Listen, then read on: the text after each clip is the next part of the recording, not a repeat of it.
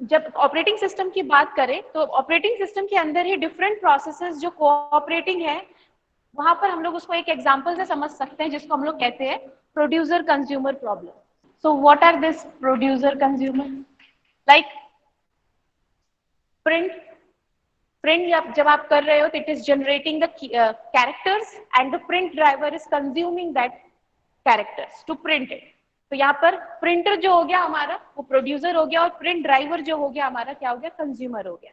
और easy way में लें तो कंपाइलर आप जानते हो हाई लेवल लैंग्वेज को लो लेवल लैंग्वेज में कन्वर्ट करता है. सो here the producer is compiler and the assembler is the consumer, which is consuming the assembly code generated by the producer. Okay, next, in turn अगर assembler की बात करें, assembler in turn generate assembly code और object code which is consumed by the loader. तो इस तरीके के different types of processes हमारे computer system में है. Those are coming under producer and consumer, and they are called as cooperating processes because they are doing or sharing some of these things. ठीक है, तो इस प्रोड्यूसर कंज्यूमर प्रॉब्लम को एक code के साथ समझ. प्रोड्यूसर कंज्यूमर प्रॉब्लम को सॉल्व करने के लिए we have two different types of thing. It can be, देखो प्रोड्यूसर क्या कर रहा है? प्रोड्यूस कर रहा है, तो it must be sharing some memory और कुछ मेमोरी लोकेशन या कुछ variable which is consumed by the consumer. इतना समझ में आया? प्रोड्यूसर जिसको प्रोड्यूस कर रहा है जिस आइटम को, कंज्यूमर उसी को कंज्यूम कर रहा है. तो ये दोनों आपस में कोऑपरेट कर रहे हैं. ठीक है, दोनों आपस में इनको सिंक्रोनाइज करना पड़ेगा. और क्योंकि cooperating processes they must be sharing some variable, memory और रिसोर्स. तो हम यहाँ पे मान के चलते हैं they are sharing memory. There is a shared memory and we are calling it as a buffer. There is a shared buffer between these two processes. एक shared buffer है. buffer मतलब a space inside the memory. ठीक है, जिसको define कर दिया गया है कि this is the memory which is shared by this process and that process. ठीक है, तो producer और buffer, producer and consumer are sharing this shared buffer जो being an application programmer आपने उसको डिजाइन करके दिया है. ठीक, so this producer consumer problem with shared buffer can be solved using unbounded buffer. This buffer can be unbounded or can be bounded. What do you mean by bounded and unbounded? Unbounded मतलब there is no limit in the size of this buffer. जितना space चाहिए उतना ले लो.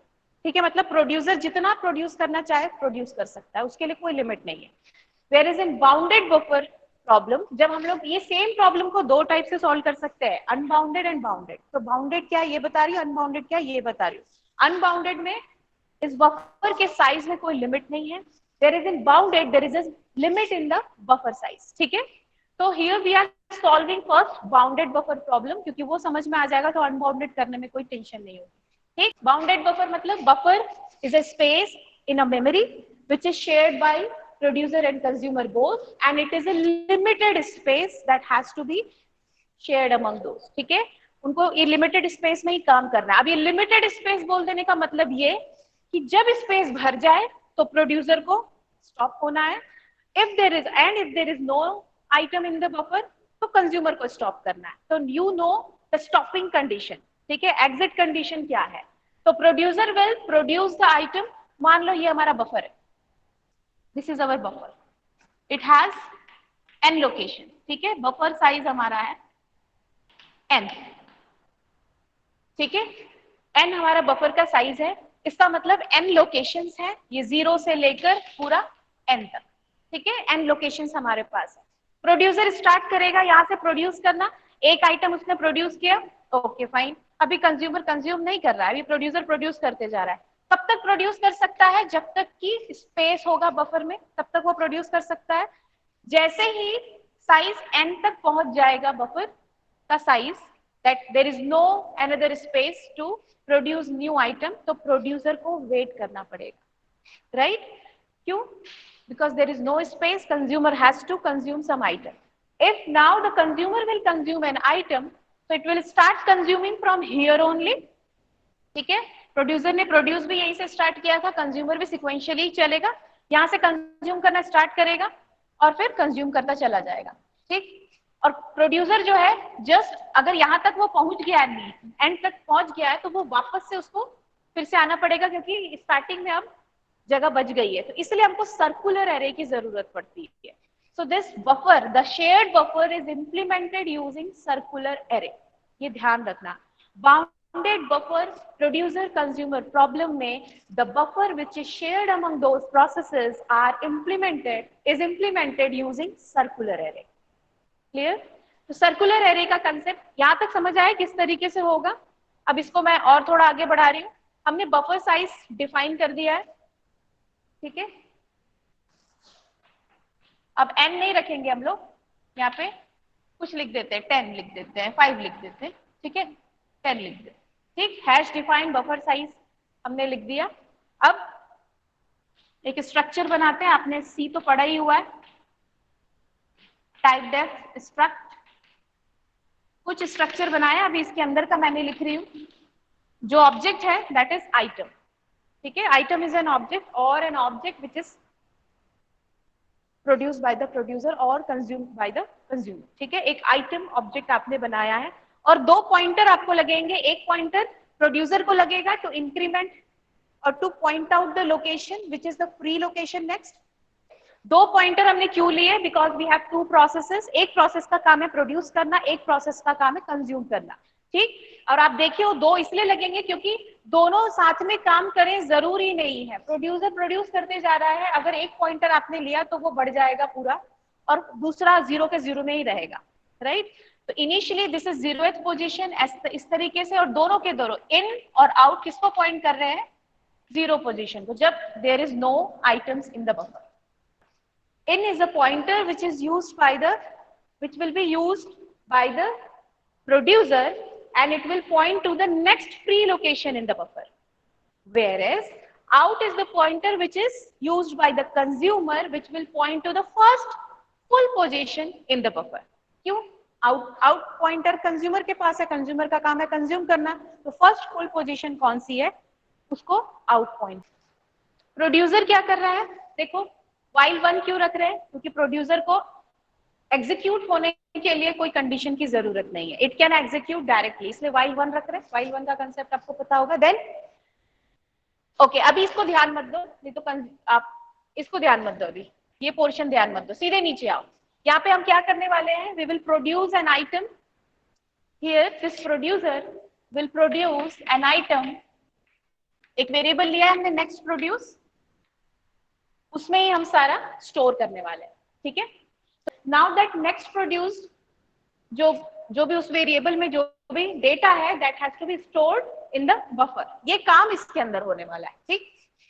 तो देखो क्या कर रहे हैं, नेक्स्ट प्रोड्यूस में जो भी है, नेक्स्ट प्रोड्यूस में जो भी है वो हमने क्या किया? Because it is a producer, it is using in pointer which is pointing to the next free location. तो whichever will be the next free location, buffer उसको पॉइंट कर रहा होगा. तो बफर यहाँ पे बफर इन को point कर रहा है, इन अभी 0 है तो 0th पोजीशन में हमने नेक्स्ट प्रोड्यूस डाल दिया, ठीक है. In equal to in plus 1 mod buffer size. वहां पे हमने एक चीज लिखना भूल गए. एक आइटम जो हमने बनाया, स्ट्रक्चर जिसका बनाया है, उसको इस तरीके से डिफाइन करना पड़ेगा. बफर और उसका साइज है जो हमने लिखा था, बफर कैपिटल में लिखा था बफर साइज. ये भी लिख लो, जहां पर इन इक्वल टू आउट लिखे हो, इन इक्वल टू, वहां पे ये भी एक डिफाइन करना पड़ेगा कि आइटम जो है, जो आप स्ट्रक्चर जिसका बना रहे हो, उसमें क्या, it is an array of buffer, ठीक है, जिसका बफर साइज जो है बफर साइज है. ये भी लिख लेना वहां पे, ठीक. तो बफर इन जो पॉइंट कर नेक्स्ट प्रोड्यूस, वहां पे प्रोड्यूस कर दिया. And now we are incrementing the pointer. See, यही तो आप लोगों ने बोला, in equal to in plus 1 mod buffer size, है ना. बफर साइज यहाँ पे हाइफन लगाया मैंने, दोनों अलग अलग वेरिएबल. बफर साइज इन 0 को पॉइंट कर रहा था, अब किसको पॉइंट करेगा? 1 को पॉइंट करेगा. तो इनकी वैल्यू अब क्या हो गई है? यहाँ पर 1 हो गई है, राइट. देखो क्या हुआ, अभी इनकी वैल्यू है 0 प्लस 1 किया, mod buffer size, what is that? 10, ठीक है. तो क्या आएगा? 1 मॉड 10 क्या आएगा? 1. तो इनकी वैल्यू क्या आई अभी? 1, ठीक है. तो सही जा रहा है. प्रोड्यूसर हमारा प्रोड्यूस किया, जो next free location 0th location था वहां पे डेटा स्टोर किया, and now we are incrementing the pointer. Okay, ये तो यहाँ तक तो सही है। प्रॉब्लम कब आएगी? Because it is a bounded buffer, we have limit. जब हम 10 लोकेशन तक पहुंच जाएंगे, जब हमारे पास there is no space in the buffer, तब हम लोग को वापस आना है, देखना है कि आगे तो कहीं आगे, मतलब हमको देखना पड़ेगा कि बफर कहीं फुल तो नहीं हुआ है। ठीक है, we should check the condition whether the buffer is full or not. So what could be that condition? See, condition सही है क्या? हम इंक्रीमेंट करते जा रहे हैं, मैंने सिर्फ इंक्रीमेंट किया। whenever this pointer will point to the out, ठीक है, 10 के बाद मॉड करोगे तो वापस से आप 0 पे आ जाओगे। 10 मॉड 10 0 हो जाएगा, तो आप वापस से आओगे। और आउट अभी तक कंज्यूमर स्टार्ट ही नहीं हुआ है, तो आउट की वैल्यू क्या रहेगी? 0 रहेगी, राइट। और अगर वो कंज्यूमर स्टार्ट हो गया है तो आउट की वैल्यू इंक्रीमेंट हो गई रहेगी, वहां पे फ्री रहेगा, तो वो इक्वल नहीं होगा, तो हम बफर प्रोड्यूसर प्रोड्यूस कर सकता है, राइट। लेकिन अभी if we consider that we are producing an item but consumer has not started yet, so buffer full हो गया है आखिरी लोकेशन तक। अब वापस से सर्कुलर एरे है तो वापस से वो फर्स्ट लोकेशन में आता है, तब पता चलेगा कि अभी there is no space in the buffer. तो कैसे पता चलेगा?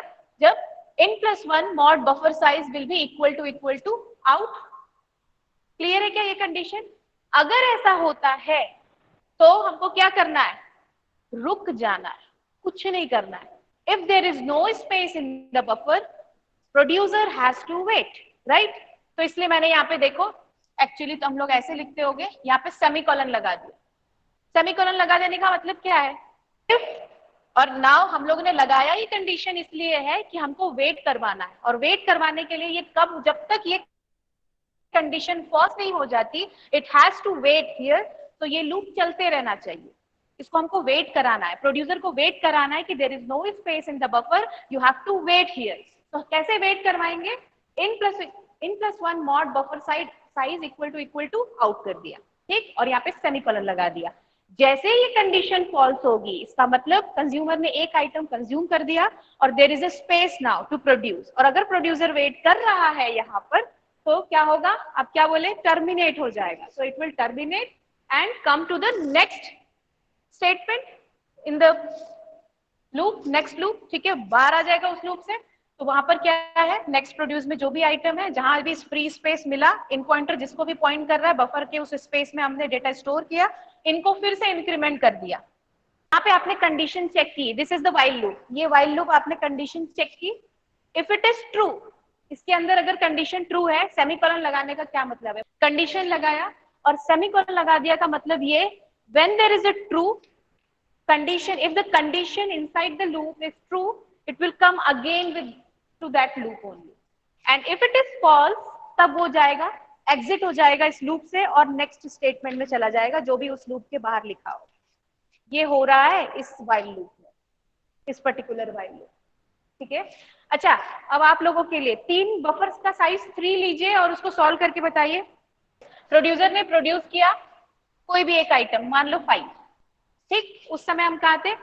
ये कंडीशन क्या हो जाएगी? उस समय फॉल्स हो जाएगी, नीचे आओगे। नेक्स्ट प्रोड्यूस में 5 था, आपने बफर जीरो में आपने क्या डाल दिया? 5 डाल दिया, और क्या किया? इनको एक इंक्रीमेंट कर दिया। इंक्रीमेंट किया मतलब 0 + 1 मॉड 3 किया, तो क्या हुआ? क्या वैल्यू आई इनकी? 1। Now in is pointing to this 1 location, ये 0 है, 1 है, ये 2 है, ओके। 1 लोकेशन, इन की वैल्यू अभी क्या है? 1। नेक्स्ट प्रोड्यूसर को प्रोड्यूस करना है, there is no consumer, while 1, okay fine, ये फॉल्स हो गया, नीचे आया, ठीक है, नीचे आया तो क्या हुआ?